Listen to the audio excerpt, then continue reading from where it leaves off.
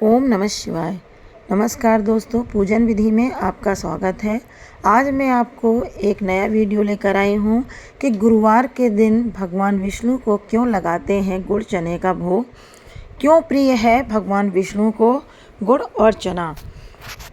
भगवान विष्णु को संसार का पालन करता कहते हैं।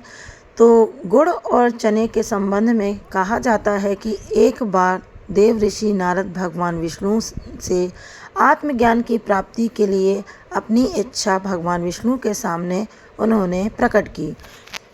लेकिन भगवान विष्णु ने कहा कि तुमको ज्ञान के पहले ज्ञान के योग्य बनना बहुत आवश्यक है।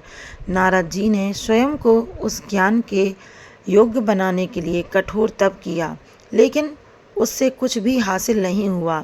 इसके पश्चात एक बार वे पृथ्वी लोक पर भ्रमण करने के लिए गए।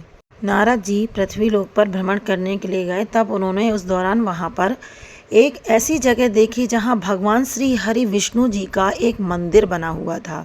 वहाँ पर भगवान विष्णु जी बैठे हुए थे और बूढ़ी महिला एक थी वहाँ पर, जो कि बैठी हुई थी, पूजा कर रही थी और भगवान को वहाँ पर कुछ खिला रही थी। भगवान विष्णु के वहाँ से प्रस्थान करने के बाद नारद मुनि उस बुढ़िया के पास गए और पूछा कि वृद्ध महिला से पूछा कि आप भगवान जी को क्या खिला रही थी। नारद मुनि की इस बात को सुनकर वृद्ध महिला ने बताया कि वह भगवान विष्णु को गुड़ और चने का प्रसाद खिला रही थी। ऐसा कहा जाता है कि नारद जी वहाँ पर व्रत करने लगे और लोगों में प्रसाद स्वरूप गुड़ चना बांटने लगे। मतलब नारद जी ने जब बुढ़िया की बात सुनी तो वहीं पर रहने लगे, गुरुवार का व्रत करने लगे, पूजा करने लगे और गुड़ प्रसाद का भोग लगाने लगे और जो प्रसाद रहता था वो सभी लोगों में बांटने लगे। कुछ समय पश्चात भगवान विष्णु वहाँ प्रकट हुए और नारद मुनि से कहा कि सच्चे मन से जो भक्ति करता है वही ज्ञान का अधिकारी होता है।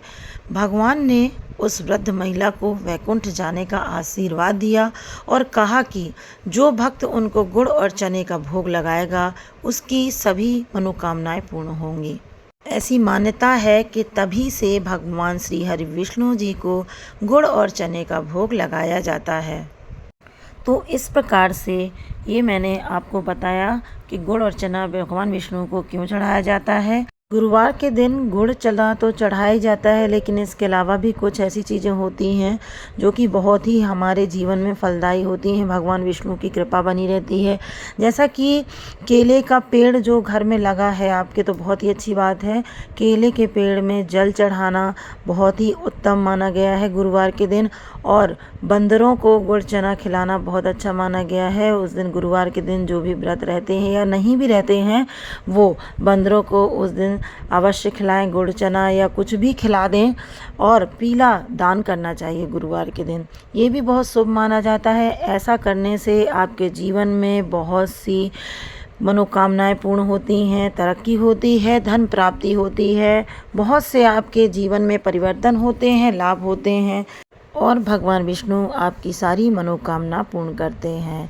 तो वीडियो अच्छा लगा हो तो लाइक करें, शेयर करें, सभी को पहुंचाएं ताकि सभी को ये वीडियोस, ये जानकारी मिलती रहे। ओम नमः शिवाय। हर हर महादेव। जय श्री कृष्णा।